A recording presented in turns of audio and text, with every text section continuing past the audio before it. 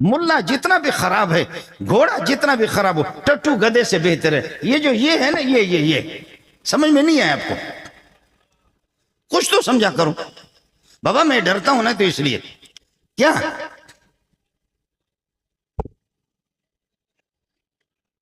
شلوار بھی نہیں، قمیص بھی نہیں، پتلون اندر۔ ہمارے مولوی صاحب بھی ابھی پتلون اندر ڈالتا ہے، وہ بھی 14 اگست کو ایک مولوی صاحب کی اتنی بڑی داڑھی آپ نے دیکھا، ایک پتلون پہنا، پاکستان زندہ باد۔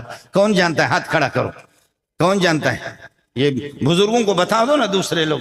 پاکستان سے محبت کے اظہار کے لیے، پاکستان سے محبت کے اظہار کے لیے مولوی صاحب کی اتنی بڑی داڑھی، اور اس نے اپنی شلوار بھی نکالی، قمیض نکالی، پتلون پہن لیا۔ 14 اگست بولو زندہ باد، بولو 14 اگست زندہ باد۔ یہ ہمارے مفتی حضرات ہوتے ہیں، یہ مفت میں اپنے شلوار اتارتے ہیں، سمجھے؟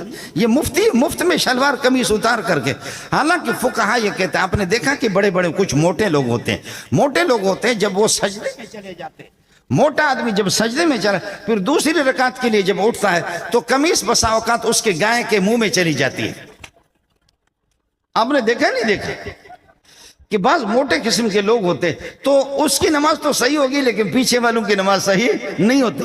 پیچھے والے امام کی قرات کی طرف متوجہ ہو جائے، خدا کی طرف متوجہ ہو جائے، یا اس بھینس کی طرف متوجہ جس نے پوری قمیص کو نگل لی ہے۔ آپ کو بات سمجھ میں نہیں آئی؟ فقہا کہتے ہیں، اس بات کو سمجھ لو، فقہا کہتے ہیں کہ اگر مظلوم قسم کی کوئی قمیص کسی موٹے کے اس حصے میں اگر یہ کہ چلی جائے تو فرماتے ہیں کہ نماز میں اس کو نہ چھوڑے، اس کو اپنے ہاتھ کو لے کر کے ہاتھ سے اس کو نکال دیں، ورنہ نماز کے آخر تک چھوڑیں گے تو وہ کٹ جائے گی قمیص اس کو۔ یعنی اتنی فقہا نماز میں بھی کہتے ہیں کہ بھئی ہاتھ سے کھینچ کر کے اس کو نکالو۔ کیا منظر تم پیش کر رہے، پیچھے والوں کی نماز کا کیا ہوگا، پیچھے جو لوگ کھڑے ان کی نماز کا کیا ہوگا؟ لیکن ہمارے مفتی صاحب وہ پتلون پورا اندر کرتا ہے۔ آپ کو سمجھ میں نہیں آئے؟